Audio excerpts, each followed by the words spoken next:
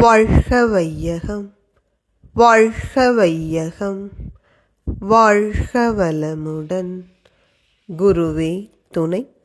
அனைவருக்கும் இனிய காலை வணக்கம். ஆசான் அருட்தந்தை வேதாத்ரி மகரிஷி அவர்களது ஞான களஞ்சிய கவிதைகள் பார்த்து கொண்டிருக்கிறோம். இன்று கவி எண் 51. சமுதாய நலனை குலைப்பது பணமே என்பது தலைப்பு.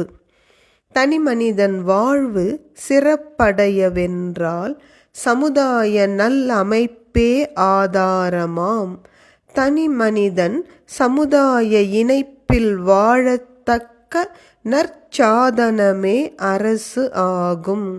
தனித்தனியே மனிதர்களை நிலைமைகட்கு தக்கபடி பயிற்றுவித்தல் மதமாம் பாரீர்.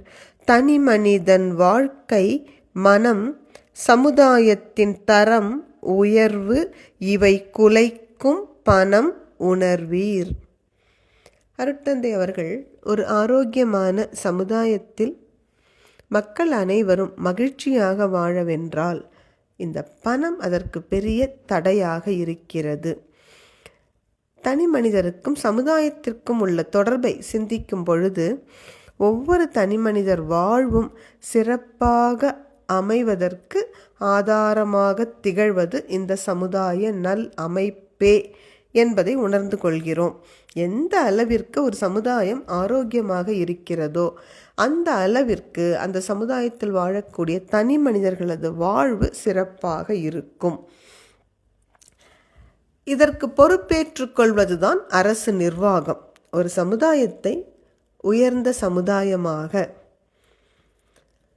சிறந்த நிர்வாகத்தை தரும் பொறுப்பை ஏற்றுக்கொண்டிருப்பதுதான் அரசாட்சி. தனி மனிதனுக்கும் சமுதாயத்துக்கும் உள்ள தொடர்பை மிக உயர்ந்த முறையில் பாதுகாப்பதுதான் அரசாட்சியாகும். மதம் என்பது ஒவ்வொரு மனிதரையும் தனித்தனியே அவரவர் அறிவு நிலைக்கு தக்கபடி பண்பில் சிறந்தவராக பயிற்றுவிக்கும் முறைதான் மதம் என்று அழைக்கப்படுகிறது.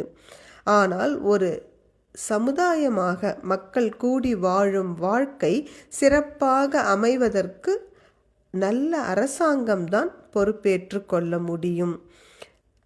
ஆனால் ஒரு தனி மனிதனது வாழ்க்கையும் சரி, அவனது மனமும், அதே போல ஒரு சமுதாயத்தின் தரமும் உயர்வும் பாதிக்கப்படுவதற்கு காரணம் பணம். இந்த பணத்தை அதிகம் குவிக்க வேண்டும் என்ற ஒரு வெறிதான் மனிதர்களை தங்கள் பண்பில் இருந்து பிறழ வைக்கிறது. அதன் விளைவாக ஒரு சமுதாயத்தின் தரமும் தாழ்ந்து போகிறது. தொடர்ந்து சிந்திப்போம். நன்றி. வாழ்க வளமுடன்.